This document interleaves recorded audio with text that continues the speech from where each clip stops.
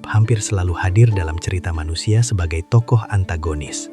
Namanya sering disebut dengan nada kesal, seolah makhluk kecil ini hanya ada untuk merobohkan rumah dan menggerogoti perabot kayu. Ketika kayu mulai retak dan fondasi bangunan melemah, rayap segera menjadi tersangka utama. Ia dianggap sebagai ancaman yang harus dibasmi dan tidak pantas diberi ruang hidup. Gambaran tersebut sering muncul karena rayap lebih sering dipahami dari sudut pandang yang sangat terbatas. Namun ketika perhatian beralih pada lingkungan alam yang lebih luas, perannya mulai terlihat dengan cara yang berbeda. Di hutan dan tanah yang dipenuhi sisa-sisa tumbuhan, rayap justru menjadi bagian dari proses alami yang membantu menguraikan bahan organik yang telah mati. Peran seperti ini dalam ilmu biologi dikenal dengan istilah pengurai. Pengurai adalah makhluk hidup yang membantu menghancurkan sisa organisme agar dapat kembali bercampur dengan tanah. Dan rayap termasuk dalam kelompok serangga yang oleh para ilmuwan disebut Isoptera, yaitu serangga yang hidup berkoloni dan banyak memakan kayu serta bagian tumbuhan lain yang telah mati. Kemampuan rayap menjalankan peran tersebut berkaitan erat dengan jenis makanan yang mereka konsumsi. Makanan utama rayap adalah bahan tumbuhan yang mengandung selulosa. Selulosa merupakan serat kuat yang membentuk dinding sel tumbuhan. Serat inilah yang membuat batang pohon terasa kokoh, daun memiliki struktur berserat, dan kayu mampu menopang tubuh pohon yang besar. Karena tersusun rapat dan kuat, selulosa tidak mudah diuraikan oleh proses alami biasa. Itulah sebabnya, ketika sebatang pohon tumbang di hutan, kayunya tidak segera hilang begitu saja. Batang besar itu dapat bertahan lama di atas tanah. Permukaannya perlahan tertutup lumut, tanah, dan serasah daun yang terus jatuh dari pepohonan di sekitarnya. Dari luar, batang tersebut tampak diam dan sunyi. Namun di dalam kayu yang mulai lapuk, kehidupan kecil sebenarnya sedang berlangsung. Di tempat seperti inilah, koloni rayap sering berkembang. Di dalam kayu yang perlahan lapuk, mereka bergerak melalui lorong-lorong kecil yang hampir tak terlihat dari luar. Sedikit demi sedikit, bagian dalam batang kayu dimakan dan dipecah menjadi serpihan-serpihan halus. Dari permukaan, batang itu mungkin masih tampak utuh dan tenang. Namun di dalamnya, ribuan rayap sebenarnya sedang bekerja tanpa henti. Dari proses kecil yang berlangsung di dalam tubuh rayap inilah, penguraian kayu sebenarnya mulai terjadi. Kayu yang semula keras perlahan berubah menjadi bahan yang lebih sederhana dan mudah kembali bercampur dengan tanah. Proses ini tidak hanya penting bagi rayap sebagai sumber makanan, tetapi juga memiliki pengaruh yang lebih luas terhadap lingkungan di sekitarnya. Melalui aktivitas yang berlangsung terus-menerus inilah, rayap ikut terlibat dalam siklus kehidupan alam yang menjaga keseimbangan antara tanah, tumbuhan, dan berbagai makhluk hidup lainnya.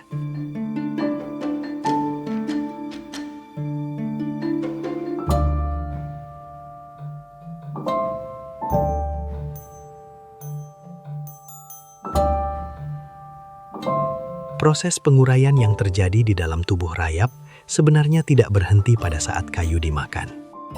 Dari proses kecil yang berlangsung di dalam saluran pencernaannya, bahan tumbuhan yang semula keras perlahan berubah menjadi zat yang lebih sederhana. Perubahan ini tidak hanya penting bagi rayap sebagai sumber energi, tetapi juga menjadi bagian dari proses alami yang lebih luas di lingkungan sekitarnya. Melalui kerjasama antara rayap dan mikroorganisme yang hidup di dalam tubuhnya, kayu yang semula keras perlahan berubah menjadi bahan yang lebih lunak dan mudah terurai. Di dalam sistem pencernaan rayap, hidup berbagai mikroorganisme yang membantu memecah selulosa, yaitu komponen utama penyusun kayu. Sebagian dari hasil pencernaan itu kemudian kembali ke tanah dalam bentuk bahan organik yang lebih sederhana. Bahan tersebut bercampur dengan tanah dan menjadi bagian dari unsur hara, yaitu zat yang dibutuhkan tumbuhan untuk tumbuh dan berkembang. Dengan proses yang berlangsung perlahan ini, sisa-sisa tumbuhan yang telah mati tidak terus menumpuk di alam. Batang pohon yang tumbang, daun kering yang gugur, serta akar yang membusuk sedikit demi sedikit diuraikan hingga kembali menjadi bagian dari tanah. Melalui proses panjang ini, bahan yang dahulu berasal dari tanah pada akhirnya kembali lagi ke tanah, sehingga siklus alami antara tumbuhan, tanah, dan makhluk pengurai dapat terus berlangsung. Proses tersebut juga terlihat dalam berbagai penelitian di hutan tropis. Para peneliti menemukan bahwa rayap mampu menguraikan sekitar 10 hingga 30% bahan kayu mati yang terdapat di lantai hutan. Melalui aktivitas yang berlangsung terus-menerus, batang pohon yang tumbang dan ranting yang jatuh perlahan dipecah menjadi bagian yang lebih kecil. Dengan cara inilah, rayap membantu mencegah penumpukan kayu mati dalam jumlah besar, sekaligus mempercepat kembalinya bahan organik ke dalam tanah. Peran rayap tidak berhenti pada penguraian kayu mati.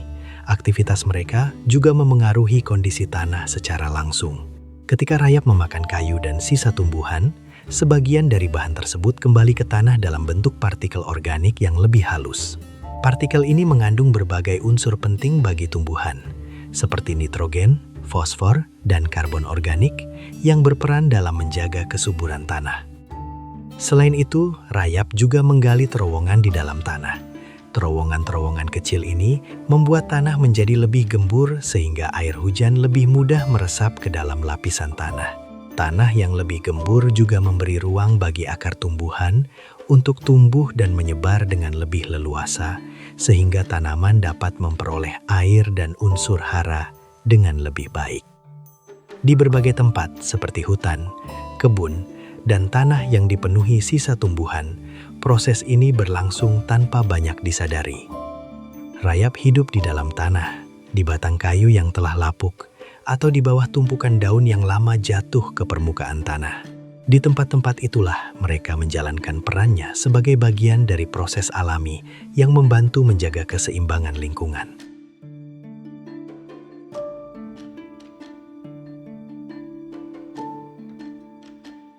Peran rayap tidak berhenti pada proses mengurai kayu dan daun kering. Serangga kecil ini hidup dalam koloni besar yang tersusun rapi. Di dalam satu koloni terdapat pembagian tugas yang jelas, sehingga ribuan hingga jutaan rayap dapat bekerja bersama secara teratur. Untuk bergerak dan mencari makanan, mereka membangun jaringan terowongan di dalam tanah. Melalui jaringan inilah, aktivitas koloni rayap berlangsung setiap hari. Jaringan terowongan tersebut bukan sekadar jalur bagi rayap untuk berpindah tempat.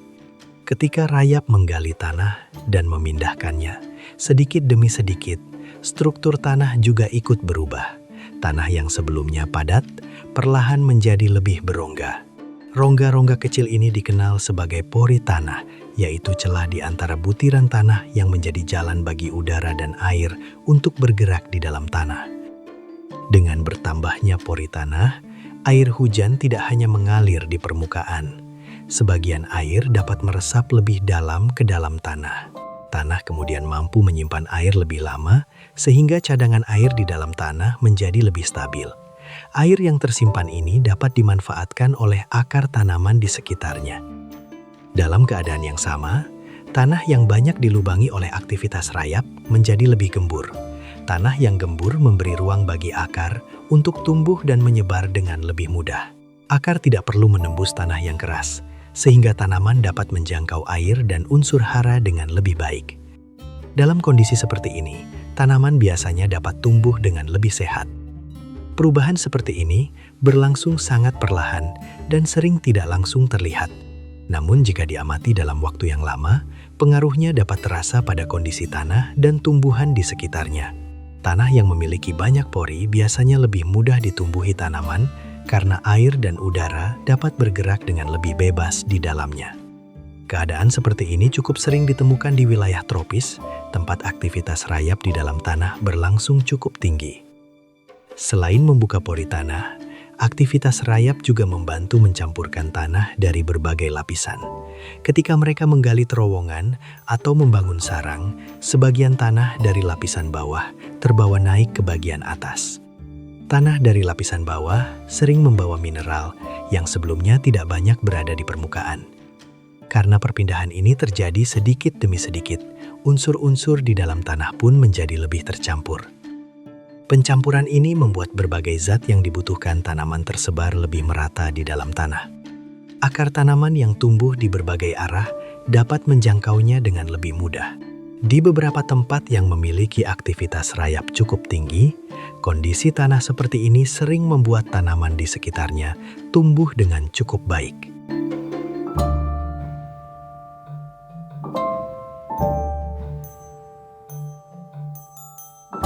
Di balik berbagai peran yang dijalankan rayap di dalam tanah, terdapat kehidupan koloni yang tersusun rapi.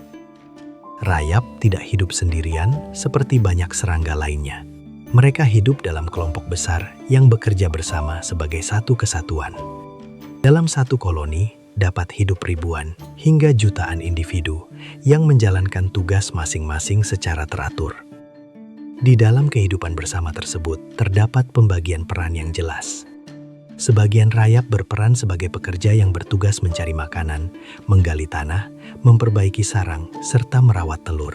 Ada pula rayap prajurit yang memiliki tugas melindungi koloni dari ancaman serangga lain. Sementara itu di bagian terdalam koloni, hidup ratu rayap bersama pasangannya yang menjadi pusat kelangsungan hidup seluruh kelompok. Ratu rayap memiliki peran penting karena ia menghasilkan telur yang akan menjadi generasi berikutnya. Tubuhnya berkembang jauh lebih besar dibandingkan rayap lain, terutama pada bagian perut yang berfungsi memproduksi telur. Dalam satu koloni besar, ratu dapat menghasilkan ribuan, bahkan puluhan ribu telur dalam waktu tertentu. Rayap pekerja kemudian merawat telur-telur tersebut, memindahkannya ke ruang yang aman, serta menjaga kondisi sarang agar tetap sesuai bagi perkembangan koloni. Seluruh kehidupan koloni ini berlangsung di dalam sarang rayap. Sarang inilah yang kemudian menjadi tempat berbagai aktivitas koloni berlangsung. Banyak sarang rayap tersembunyi di dalam tanah atau berada di dalam batang kayu yang telah lapuk. Di dalamnya terdapat ruang-ruang kecil yang saling terhubung oleh lorong sempit. Lorong-lorong ini menjadi jalur bagi rayap untuk bergerak, sekaligus membantu menjaga sirkulasi udara agar suhu dan kelembapan di dalam sarang tetap stabil. Di beberapa tempat, aktivitas koloni rayap bahkan tampak dari permukaan tanah dalam bentuk gundukan yang menyerupai bukit kecil. Gundukan ini sebenarnya hanya bagian luar dari sarang yang jauh lebih luas di bawah tanah. Dindingnya tersusun dari campuran tanah, air liur, dan bahan organik yang mengeras menjadi struktur yang cukup kuat. Melalui celah-celah kecil pada dindingnya, udara dapat keluar dan masuk sehingga membuat lingkungan di dalam sarang tetap terjaga. Kehidupan koloni yang teratur inilah yang membuat rayap mampu bekerja dalam jumlah besar secara terus-menerus. Ribuan rayap pekerja bergerak melalui lorong tanah untuk mencari kayu mati, daun kering, atau bagian tumbuhan lain yang telah membusuk. Bahan-bahan tersebut kemudian dibawa kembali ke dalam sarang untuk dimakan dan diuraikan bersama mikroorganisme di dalam tubuh mereka. Melalui aktivitas yang berlangsung tanpa henti ini, rayap tidak hanya memenuhi kebutuhan hidup koloninya.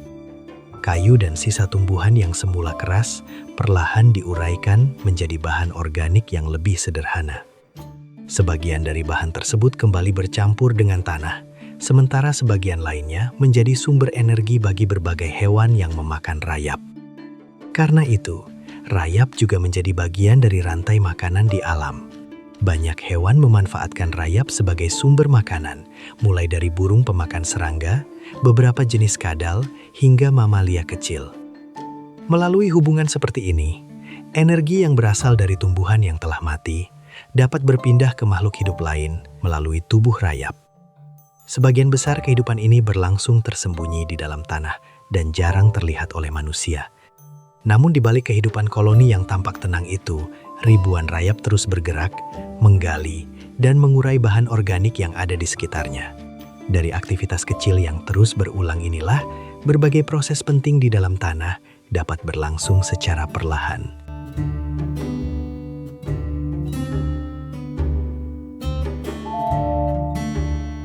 Peran rayap di alam sering tidak terasa, karena sebagian besar aktivitasnya berlangsung di bawah tanah dan di dalam kayu yang telah lapuk. Namun jika makhluk kecil ini tiba-tiba tidak ada, beberapa perubahan pada lingkungan kemungkinan akan mulai terlihat secara perlahan. Salah satu perubahan pertama yang mungkin terjadi adalah menumpuknya bahan tumbuhan yang telah mati. Di hutan dan kebun, batang pohon yang tumbang, ranting kering, dan daun yang gugur terus bertambah dari waktu ke waktu.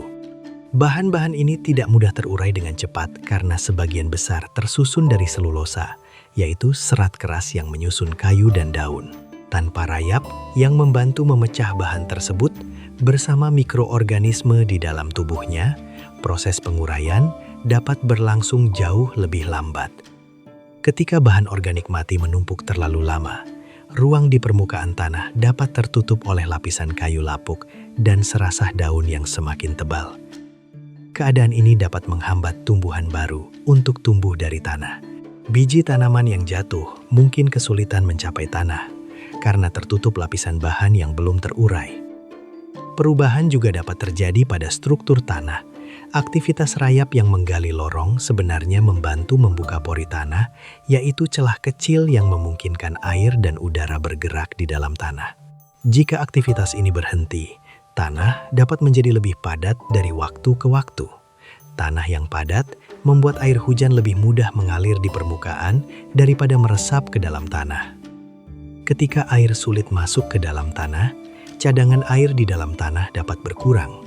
Akar tanaman kemudian harus bersaing lebih keras untuk mendapatkan air, terutama pada musim kering. Dalam jangka panjang, kondisi ini dapat memengaruhi pertumbuhan berbagai tumbuhan di lingkungan tersebut. Perubahan lain juga dapat terjadi pada rantai makanan. Banyak hewan kecil memanfaatkan rayap sebagai sumber makanan. Jika rayap menghilang, hewan-hewan tersebut akan kehilangan salah satu sumber energi yang cukup penting bagi mereka. Akibatnya, keseimbangan hubungan antara berbagai makhluk hidup di alam dapat ikut berubah. Semua perubahan ini biasanya tidak terjadi secara tiba-tiba. Alam memiliki banyak makhluk lain yang juga membantu proses penguraian. Namun tanpa rayap, sebagian proses tersebut dapat berjalan lebih lambat dan kurang efisien. Karena itulah keberadaan rayap, meskipun sering tidak terlihat, sebenarnya ikut membantu menjaga berbagai proses alami yang berlangsung di dalam tanah.